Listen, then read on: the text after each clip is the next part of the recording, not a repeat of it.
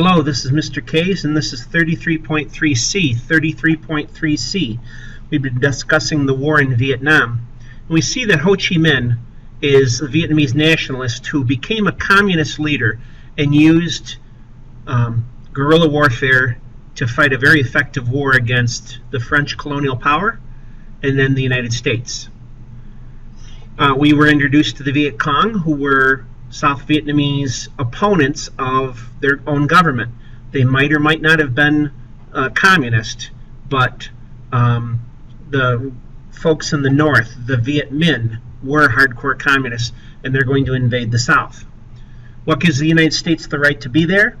As advisors, they had for a long time trained the South Vietnamese Army and Navy and paratroopers.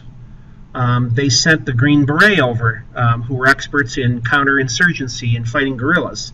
Then, after the Gulf of Tonkin resolution, U.S. Marines and Army units were called in to have a more active role because the North Vietnamese had fired on these two Navy destroyers off the coast of North Vietnam. Let's take a look at Vietnam. South Vietnam was free.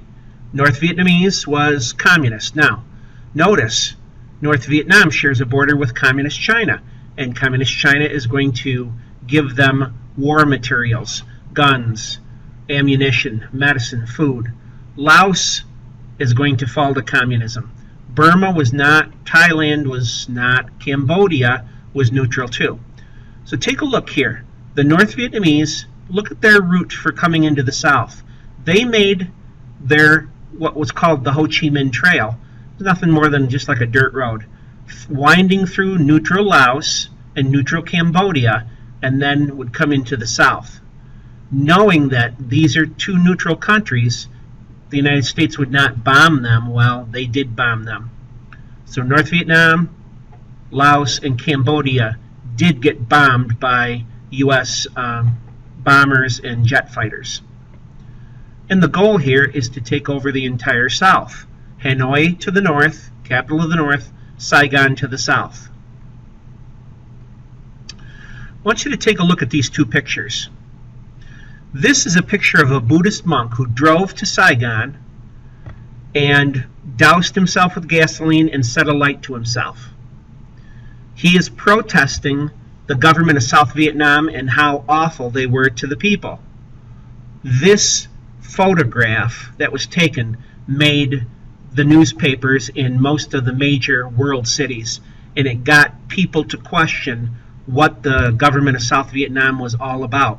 Why were they not a popular government? Well, they weren't taking care of their own people, and yet the United States supported this corrupt government instead of supporting the communists, because we hated communism.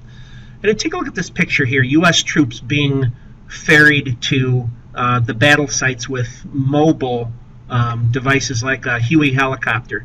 It would hold quite a few troops, and it had machine guns on the side, and it would drop the troops right into the lap of the enemy, and so they could fight a war anywhere.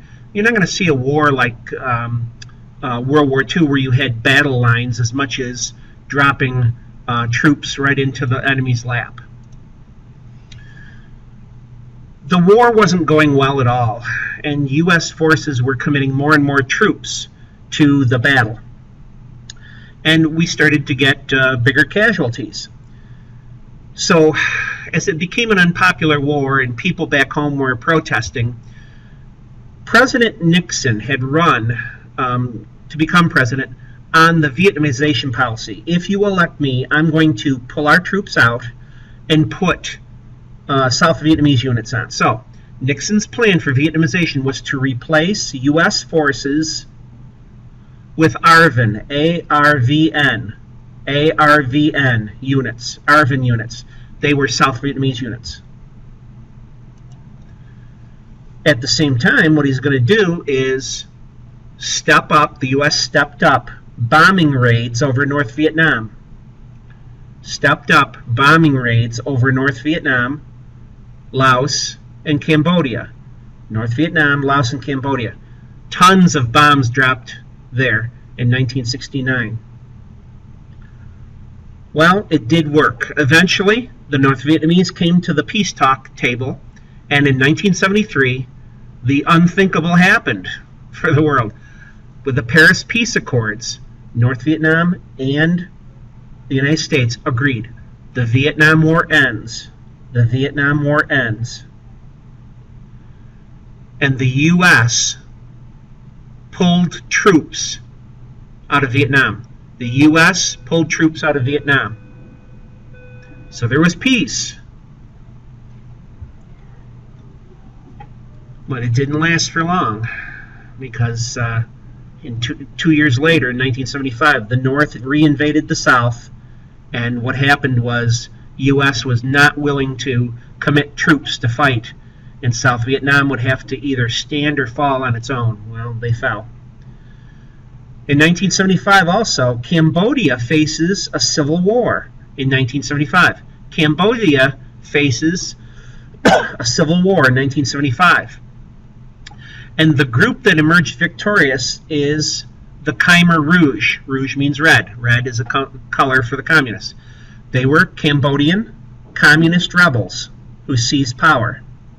Cambodian communist rebels who seized power. And they were led by Pol Pot, P-O-L, capital P-O-T. They were led by Pol Pot. And they were very ruthless in getting rid of all enemies. In fact, the Khaimah Rouge killed roughly 2 million Cambodians who were their enemies or perceived enemies. If you wore glasses or had a watch, you pretty much were slated for death because you supported the West or you could read. They wanted people who were ignorant so they could educate themselves in their own way. 1978, Vietnam invades Cambodia. Vietnam invades Cambodia to defeat the Khaimah Rouge, and they withdraw in 1989. Vietnam invades Cambodia and withdraws in 1989. The UN, United Nations, supervises a democratic government in Cambodia. The UN supervises a democratic government. And then finally, Vietnam normalizes relations with the U.S. in 1995. Vietnam normalizes relations with the U.S. in 1995. Just to finish, I want to show you a couple pictures here. What led to the end of the Vietnam War? Well, these super huge planes dropping tons of bombs over Hanoi in North Vietnam proper. That destroyed much of the city of Hanoi. Another picture here is when the war was over, 2 years after the war is over in 1975, the North invades the South, and U.S. Embassy personnel have to get out. So helicopters would take U.S. Embassy personnel off the coast of Vietnam to aircraft carriers, and some of the friends of the United States, South Vietnamese officers and their families, were able to get out on these helicopters.